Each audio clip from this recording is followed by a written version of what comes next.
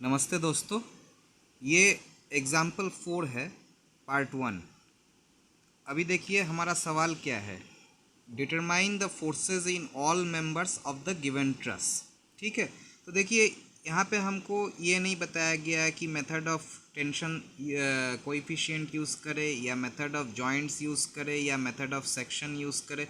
कुछ भी नहीं बताया गया है, खाली बताया गया है कि इस ट्रस के सभी मेंबर्स के फोर्सेस हमें निकालने हैं। तो देखिए सबसे पहले हमको चेक क्या करना पड़ेगा, पहले भी मैंने बताया है। सबसे पहला स्टेप है डिटर्मिनेसी चेक करना पड़ेगा कि ये डिटर्मिनेट है या इनडिटर्मिनेट है या टोटली अनस्टेबल है। तो सबसे पहले चलिए डिटर्मिनेसी चेक कर लेते हैं। उसके बाद क्या देखना पड़ेगा, उसके बाद स्टेप 2 में ज़ीरो फोर्स मेंबर्स ऑप्टिकली मिल रहे हैं कि नहीं मिल रहे हैं, ये चेक कर लेना पड़ेगा। उसके बाद हम क्या करेंगे, उसके बाद सपोर्ट रिएक्शंस निकालेंगे। तो ये 3 स्टेप हो जाने के बाद हमको ख्याल में रखना पड़ेगा कि हम मेथड ऑफ जॉइंट्स या मेथड ऑफ टेंशन कोएफिशिएंट या मेथड ऑफ सेक्शन, इन तीनों का प्रयोग कर सकते हैं। तो कौन सा प्रयोग करेंगे उसी समय हम देख लेंगे। ठीक है, तो चलिए सबसे पहले हम डिटर्मिनेसी इनडिटर्मिनेसी इसका चेक कर लेते हैं। तो उसके लिए मैं सबसे पहले यहाँ पे लिख लेता हूँ।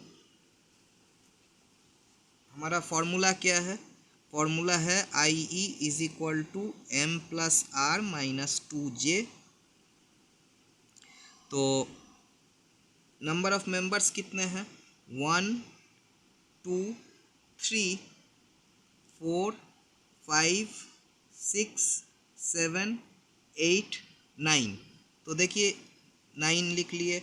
रिएक्शंस कितने हैं, यहाँ पे देखिए इसमें आपके 2 रिएक्शंस हैं क्योंकि ये हिंज सपोर्ट है और ये रोलर सपोर्ट है। तो यहाँ पे एक रिएक्शन है, तो टोटल 3 रिएक्शंस हो गए। -2 इंटू नंबर ऑफ जॉइंट्स कितने हैं, 1 2 3 4 5 6। तो इसका आंसर है 12 - 12 इज इक्वल टू 0। अब देखिए 3 पॉइंट्स आपको हमेशा ख्याल में रखने पड़ेंगे कि फर्स्ट, इस पिन जॉइंटेड फ्रेम में कोई भी इंटरनल कोलैप्स मैकेनिज्म है या नहीं है। यदि है तो इसका मतलब वो अनस्टेबल है। यहाँ पे देखिए कोई भी इंटरनल कोलैप्स मैकेनिज्म नहीं है, तो इसका मतलब इसका आंसर हो जाएगा कि no, there are no internal collapse mechanisms in the given truss. दूसरा,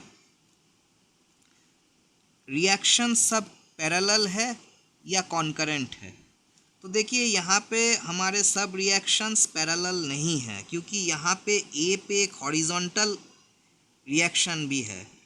वर्टिकल जो ए पे है रिएक्शन और वर्टिकल ई पे जो रिएक्शन है वह दोनों पैरेलल है, परंतु हॉरिजॉन्टल जो रिएक्शन ए पे है वह इन दोनों के पैरेलल नहीं है। और दूसरा जो है कि रिएक्शंस कॉन्करेंट है, यस कि नो। तो देखिए रिएक्शंस भी हमारे सब कॉन्करेंट नहीं हैं क्योंकि इवन दो VA और HA ये जो 2 रिएक्शंस होंगे यहाँ पे ये कॉन्करेंट है, परंतु VE कॉन्करेंट इनके साथ नहीं है। इसीलिए हमारा ये स्ट्रेस यहाँ पे 0 है और इंटरनल कोलैप्स मैकेनिज्म भी नहीं है, रिएक्शंस पैरेलल नहीं है, रिएक्शंस कॉन्करेंट नहीं है। इसलिए हम आराम से इसको लिख सकते हैं कि स्टैटिकली इंटरनली डिटर्मिनेट, ये लिख लिए हम। ठीक है, अब देखिए स्टेप 2, ज़ीरो फोर्स मेंबर्स है कि नहीं है। तो देखिए यहाँ पे अगर हम ऑप्टिकली अगर इसको देखते हैं तो यहाँ पे रिएक्शंस है, तो ये दोनों मेंबर्स का तो ज़ीरो फोर्स मेंबर्स नहीं बन सकता है। ये D भी 2 मेंबर जॉइंट है तो यहाँ पे भी नहीं बनेगा। यहाँ पे C 3 मेंबर जॉइंट है पर यहाँ पे एक एक्सटर्नल लोड है। यहाँ पे देखिए एक ज़ीरो फोर्स मेंबर दिख रहा है। क्यों, मैं बता दे रहा हूँ। ये मैंने बहुत अच्छे से एक्सप्लेन किया था, identification of zero force members बोल के जो वीडियो मैंने डाला हुआ है वो आप एक बार देख लीजिए तो आपको और अच्छे से समझ में आ जाएगा कि क्यों BF ज़ीरो फोर्स मेंबर है। देखिए AF और FE ये दोनों पैरेलल है और F पे कोई एक्सटर्नल लोड नहीं है, तो BF जो है वो ज़ीरो फोर्स मेंबर हो जाएगा। ये केस 2 मैंने बताया था कि जहाँ पे 3 मेंबर जॉइंट है तो 3 मेंबर जॉइंट पे ज़ीरो फोर्स मेंबर कैसे डिटेक्ट करें, तो वहाँ पे यही बताया गया था कि अगर एक 3 मेंबर जॉइंट पे 2 मेंबर्स पैरेलल है और तीसरा मेंबर पैरेलल नहीं है और उस जॉइंट पे किसी प्रकार का कोई एक्सटर्नल फोर्स नहीं है, तो ये ज़ीरो फोर्स मेंबर हो जाएगा। तो यहाँ पे हमको एक मिल जा रहा है, वह है BF हमारा ज़ीरो फोर्स मेंबर है। ठीक है, अब देखिए अब हमारा नेक्स्ट जो आ जाता है थर्ड हमको क्या करना पड़ेगा, सपोर्ट रिएक्शन निकालना पड़ेगा, सपोर्ट रिएक्शंस।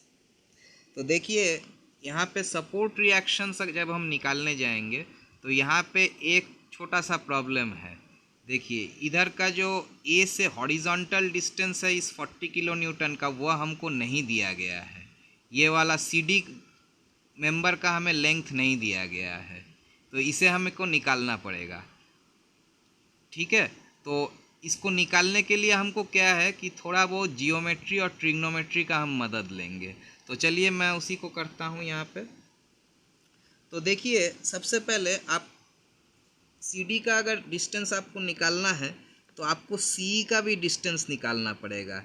यहाँ पे देखिए नॉर्मली होता क्या है, ट्रस में हाइट दे दिया जाता है, पर इस सवाल में हाइट भी नहीं दिया गया है, इसलिए हम CE का हमको हाइट निकालना पड़ेगा। ठीक है, तो आप सबसे पहले यहाँ पे थोड़ा देखिए कि हम ट्रायंगल ACE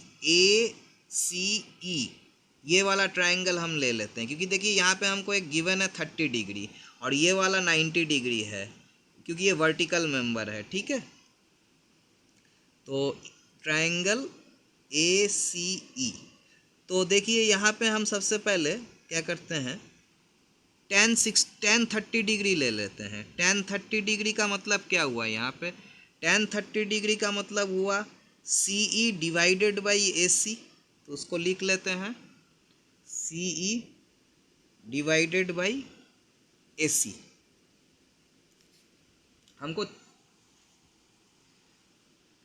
CE का वैल्यू चाहिए, तो CE हमारा कितना हो गया, CE इज इक्वल टू, मतलब this implies CE is equal to AC का AC tan 30 डिग्री।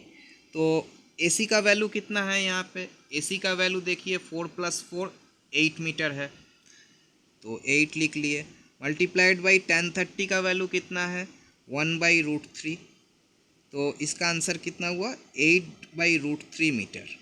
ठीक है, ये CE का वैल्यू हो गया। अब हमको CD चाहिए, तो CD के लिए देखिए हम क्या करते हैं, हम ये वाला ट्रायंगल ले लेते हैं DCE, ये वाला ट्रायंगल ले लेते हैं, क्योंकि इसमें 60 डिग्री हमको दे दिया है, ऑलरेडी गिवन है। तो हम यहाँ पे इन ट्रायंगल DCE हम क्या लेते हैं, tan 60 डिग्री ले लेते हैं। तो tan 60 डिग्री हमारा कितना क्या आएगा, CE divided by CD,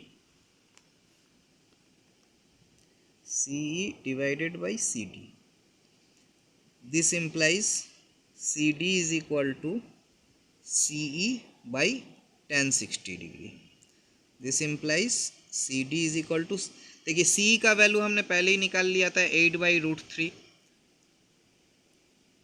8/√3 by √3 is, this implies CD is equal to 8/3 metre.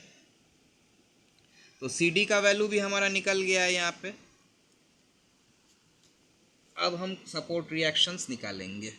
तो देखिए सपोर्ट रिएक्शंस सबसे पहले हम इसमें एज्यूम कर लेते हैं, यहाँ पे क्या क्या है, यहाँ पे एक VA है और दूसरा है इधर HA, और इधर कौन सा है, इधर है वी ई। तो देखिए हमको इन तीनों के वैल्यूज निकालने हैं, ठीक है। तो चलिए आगे बढ़ जाते हैं। सबसे पहले हम मोमेंट इक्विलिब्रियम अबाउट ए ले लेते हैं, ठीक है। Moment equilibrium about A is equal to zero, इस इक्विलिब्रियम इक्वेशन का हम यूज़ करेंगे। तो मोमेंट इक्विलिब्रियम अबाउट ए में कौन कौन से फोर्सेस आ जाएंगे? सबसे पहले 80 into 4 plus 60 into 8 minus V E into 8 plus 40 into 8 plus 8/3 is equal to zero. तो इसको अगर हम सॉल्व करेंगे तो हमको वी का वैल्यू मिल जाएगा। तो चलिए इसको सॉल्व कर लेते हैं।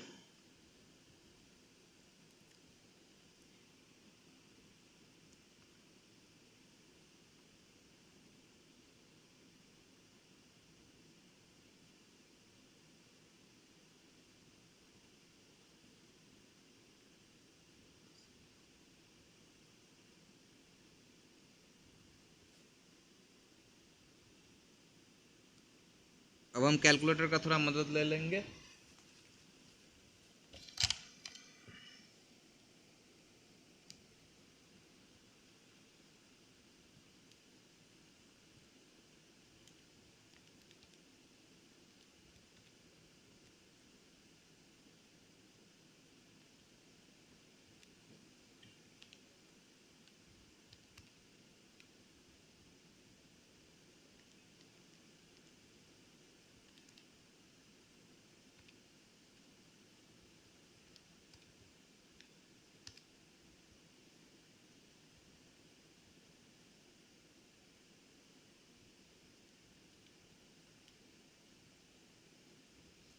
तो हमारा रिएक्शन आ जा रहा है 460/3।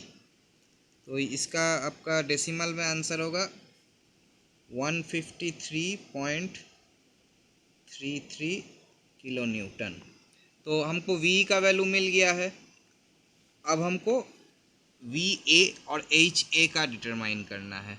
देखिए एच ए तो आराम से निकल जाएगा, इधर हॉरिजॉन्टल इक्विलिब्रियम का इक्वेशन लिख लेते हैं, sigma F X is equal to zero minus H A plus 20 is equal to ज़ीरो। This implies H A is equal to 20 kilo newton. अब नेक्स्ट जो है वो मैं अगले पार्ट में बताऊंगा, अभी वीडियो बहुत लंबा हो जा रहा है। धन्यवाद।